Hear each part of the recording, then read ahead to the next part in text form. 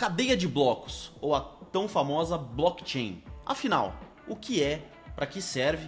Ela é o Bitcoin? O Bitcoin é ela? Afinal, qual que é a diferença entre um e outro? Hoje nós vamos desmistificar um dos temas talvez mais importantes para todo mundo que está iniciando no ramo de criptoativos: entender a famigerada blockchain.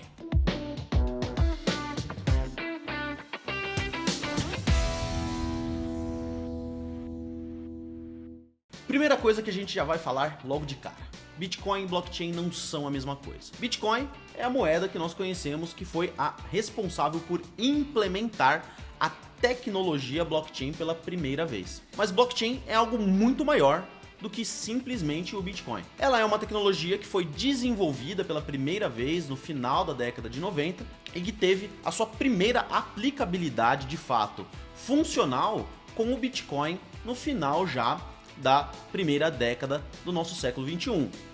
O advindo do Bitcoin fez com que a tecnologia blockchain tivesse de fato uma função. E hoje, por exemplo, nós vemos que essa tecnologia ela é aplicada a diversas outras funcionalidades, principalmente ligadas ao setor financeiro e ao setor contábil, mas ele não se limita somente a isso. De modo geral, essa tecnologia ela surgiu para evitar um fenômeno conhecido como a replicabilidade infinita. Pense basicamente em qualquer ativo digital. Pense, por exemplo, numa foto. Uma foto sua do celular. Se você quiser mandar essa foto para alguém, você consegue basicamente dar um Ctrl+C, Ctrl+V nessa foto e enviar para alguém. Tanto você terá uma cópia dessa foto quanto a outra pessoa. Qual que é o problema que isso gera?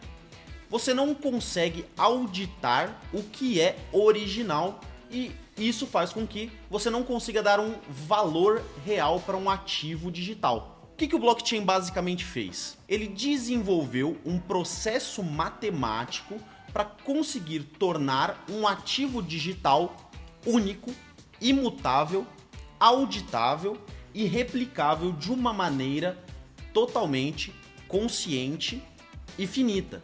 O que basicamente isso significa? Se eu tenho um Bitcoin e eu transfiro um Bitcoin para uma outra pessoa, essa tecnologia assegura de que eu perco de fato o meu Bitcoin e de que a pessoa que está recebendo, no caso você, de fato vai receber esse Bitcoin, essa moeda, e ter ela em sua posse. No exemplo da foto, seria como se essa tecnologia assegurasse de que quando eu te mandei a foto, eu não tenho mais a foto no meu celular. Isso garante que você vai ser o único usuário a ter essa foto. E como que essa tecnologia faz esse processo? Bom, basicamente é aí que entra a parte mais complexa do entendimento de blockchain. Quando um bloco da cadeia ela é processada, a gente precisa entender qual que é a estrutura desse bloco que eu vou jogar na tela aí para vocês. Basicamente, um bloco ele é constituído pelo número desse bloco, por informações, por um número de código chamado nonce, que a gente vai entender mais pra frente o que ele significa, e por fim, uma hash. Essa hash basicamente é a assinatura ou é a validação que resume o que esse bloco significa. Muito complexo, né? Mas calma que vai ficar um pouco mais tranquilo. O que é o número de bloco, que é a primeira informação que consta em todos os blocos? É o número de processamento daquela cadeia inteira. Então, se um bloco tem um número 776, significa basicamente que tem 775 blocos anteriores a ele. O que significa a data ou informação? É todo o registro que consta naquele bloco. E no caso do Bitcoin, nós vamos ver que são os próprios dados de transação. Então, lembra naquele exemplo em que eu transferi o meu Bitcoin para você? Vamos supor que eu tenha transferido o meu Bitcoin para você no bloco 776. Significaria que nessas informações estaria confirmando que eu, Gabriel, transferi minhas moedas para você. A nonce é basicamente um número aleatório que vai fazer com que aquele bloco, de certa forma, seja único e seja válido. Porque a partir dele vai ser gerada uma hash, que é a assinatura daquele bloco. É o que faz com que aquele bloco valide tanto o próximo bloco para que seja iniciado e faça assim sucessivamente a cadeia girar, como também vai garantir a imutabilidade, isso é muito importante, de toda a cadeia. Por quê? Quando eu falo que a blockchain é imutável, é graças a justamente essa hash. Quando uma hash é finalizada, ela é a assinatura de que aquele bloco foi finalizado, certo? E ela é utilizada num bloco superior. Ou seja, se eu tento alterar qualquer dado de blocos anteriores, toda a cadeia seria destruída. Então, no final do dia, o grande benefício da blockchain é servir como um livro-caixa imutável e totalmente auditável. Principalmente porque, no caso do Bitcoin, nós trabalhamos com uma codificação chamada de Open Source. O que significa? De código aberto. Ou seja, todos podem acessar, a blockchain ela é totalmente transparente e você conseguiria, por exemplo, acessando a blockchain do Bitcoin, saber qual foi a primeira transação de Bitcoin que ocorreu nessa blockchain. Então essa talvez tenha sido uma das maiores inovações tecnológicas que a humanidade presenciou desde o advindo da internet. E isso é tão real que nós vimos que o Bitcoin se movimentou mais de 6 bilhões por cento desde sua criação até hoje, no momento que nós estamos gravando esse vídeo em 2022. É natural que talvez essa tenha sido a maior das revoluções tecnológicas criadas dentro do século 21.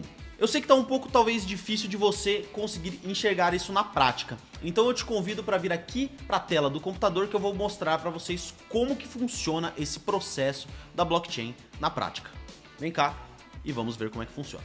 Bom pessoal, então vamos vir aqui para o computador para entender na prática. Eu acho que vai ficar muito mais claro vocês conseguirem visualizar o processo realizando uma simulação de blockchain na prática. Então aqui, uma coisa que eu não mencionei com vocês, que vale um adendo, é que existe um outro fenômeno dentro de cada bloco chamado de Coinbase. O que é a Coinbase?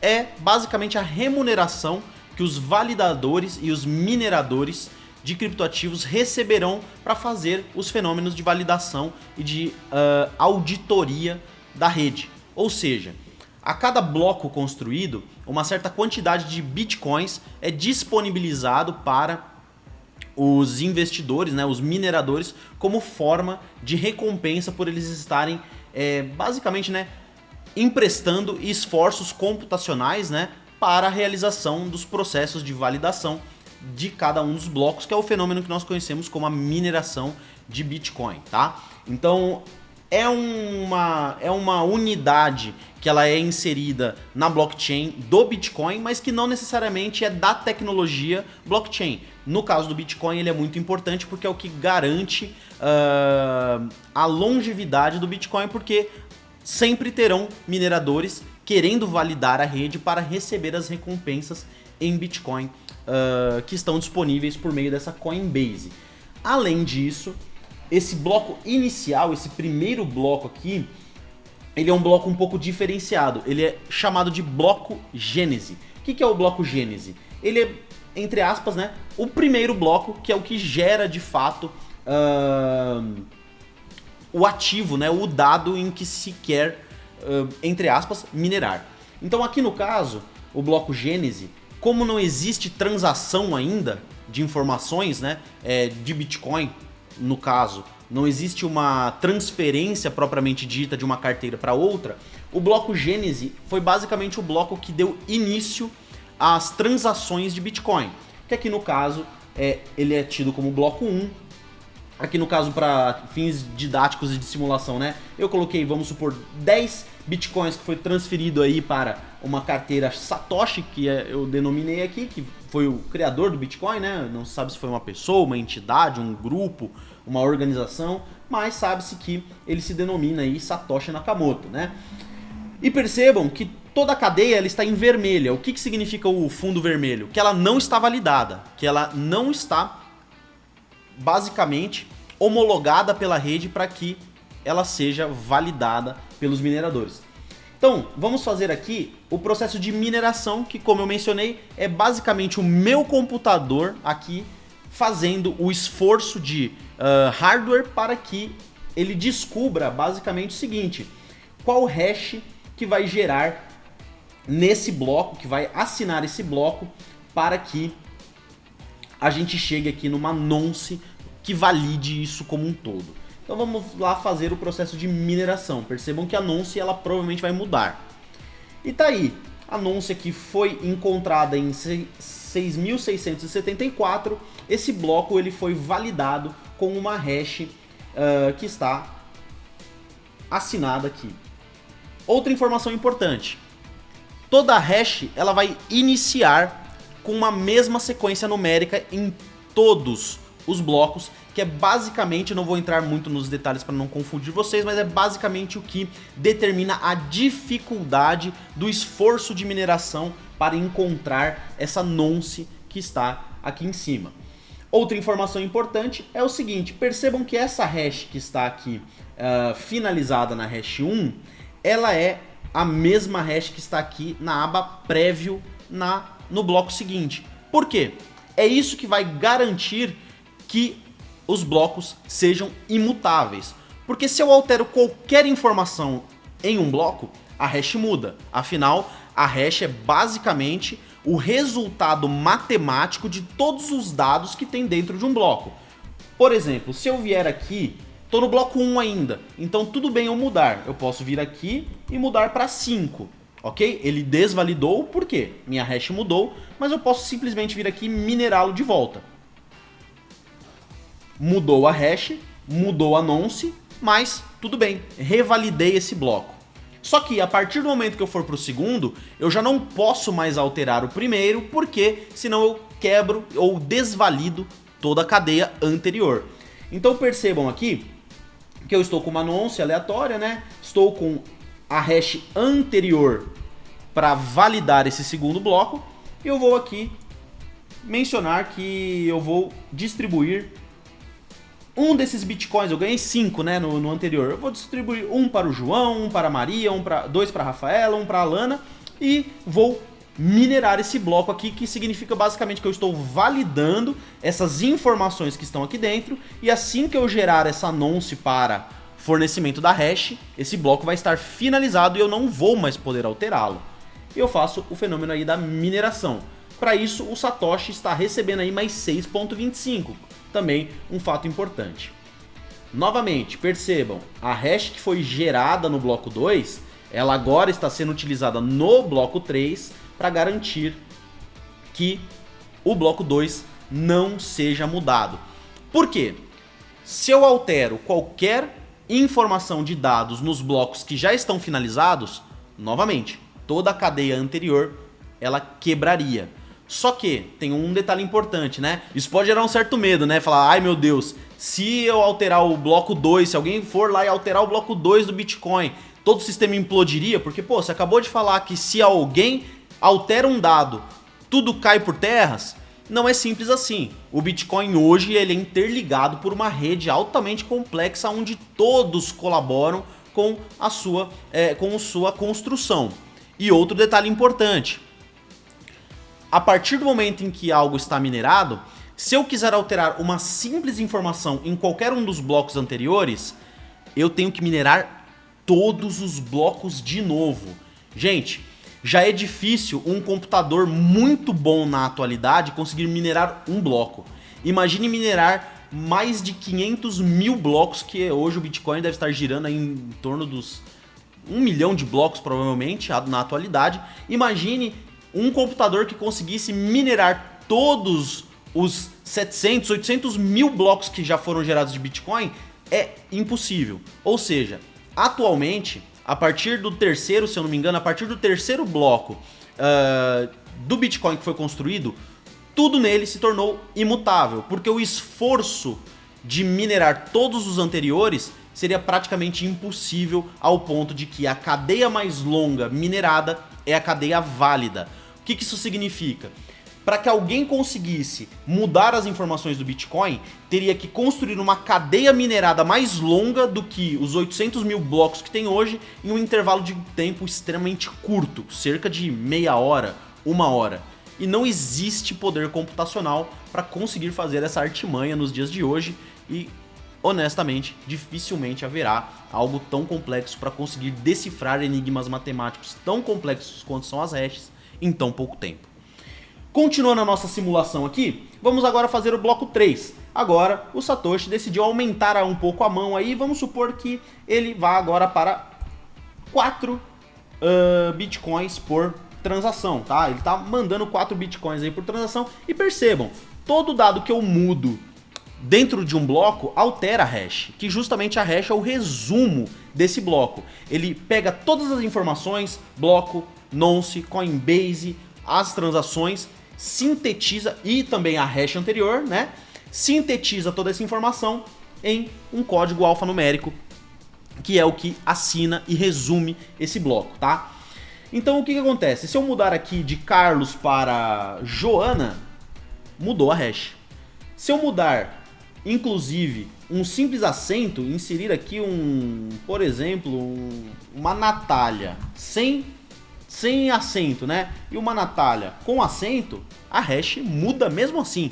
Então não importa que dado, que simples caractere você mude dentro das informações de um bloco. Qualquer informação ela é alterada no resultado final do bloco, que é a hash. Então vamos minerar esse daqui também.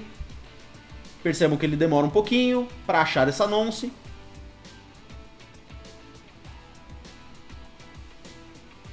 Tá aí, demorou bastante até para achar a nonce. Esse é o esforço de processamento que a gente menciona que é exigido para se decifrar uma blockchain, né? Vamos minerar aqui o quarto bloco. E vamos, assim que o quarto bloco for finalizado, vamos minerar o quinto bloco, quinto e último bloco.